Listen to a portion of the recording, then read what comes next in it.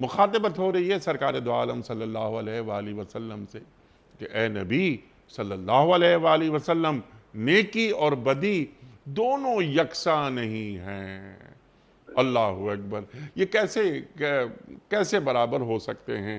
ایک تو ذرا اسے کھولیے، اور یہ کہ ادفع باللتی ہی احسن، برائی کو دفع کرنا ہے لیکن بہترین انداز میں اور بہترین نیکی کے ساتھ۔ یہ بہترین نیکی کیا ہوتی ہے؟ اس میں کوئی حکیمانہ انداز بیان کیا جا رہا ہے، جس طرح آپ نے بات فرمائی کہ اللہ کا پیغام پہنچانا ہے، وہ آذان کی جانب بھی آپ نے توجہ دلائی، آپ نے تقریر کی بات بھی کی، آپ نے تحریر کی بات بھی کی۔ تو یہاں جو اللہ تعالیٰ فرما رہا ہے کہ برائی کو نیکی کے ساتھ، وہ بہترین نیکی کے ساتھ دفع کرنا ہے۔ آج کے حالات و واقعات میں جتنی یہ برائیاں ہمارے ارد گرد ہمیں نظر آتی ہیں، لیکن ہم کیا کرتے ہیں؟ ہم میں سے اکثریت خاموش ہو جاتی ہے۔ آپ نے بات فرمائی تھی الذین ان مکناہم فی الارض اقاموا الصلاۃ وآتوا الزکاۃ، امر بالمعروف ونہوا عن المنکر وغیرہ وغیرہ۔ تو ہماری ڈاکٹر صاحب ہم سے زیادہ آپ جانتے ہیں کہ امر بالمعروف پر بڑی توجہ ہوتی ہے ہمارے بڑوں کی، جس طرح آپ نے بات فرمائی تھی سورہ حج آیت نمبر 41۔ لیکن یہ جو نہی عن المنکر ہے، اس پر بات کیوں نہیں ہوتی؟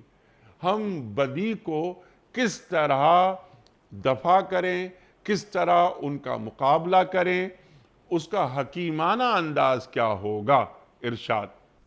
ماشاءاللہ، بہت خوبصورت بات۔ پہلی بات تو یہی ہے کہ مبلغ خود جو ہے نا، وہ چلتا پھرتا اپنے کردار کے ذریعے سبحان سے اللہ، اپنی بات کی سبحان سچائی اللہ، کا گواہ ہو۔ سبحان اللہ۔ حضور اکرم صلی اللہ علیہ وسلم جب معراج پر تشریف لے گئے تو حضرت آپ نے دیکھا کہ کچھ لوگ ایسے ہیں جن کے ہونٹ آگ کی کینچیوں سے کاٹے جا رہے ہیں۔ اللہ اکبر، استغفر اللہ، استغفر استغفر اللہ۔ اللہ، استغفر اللہ۔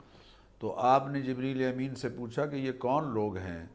تو جواب میں جبریل امین نے عرض کیا کہ یا رسول اللہ، یہ آپ کی امت کے وہ داعی ہیں کہ جو لوگوں کو تو اچھائی کی تلقین کیا کرتے تھے، لیکن خود عمل پیرا نہیں ہوتے تھے، اللہ خود اس پر عمل نہیں کرتے تھے۔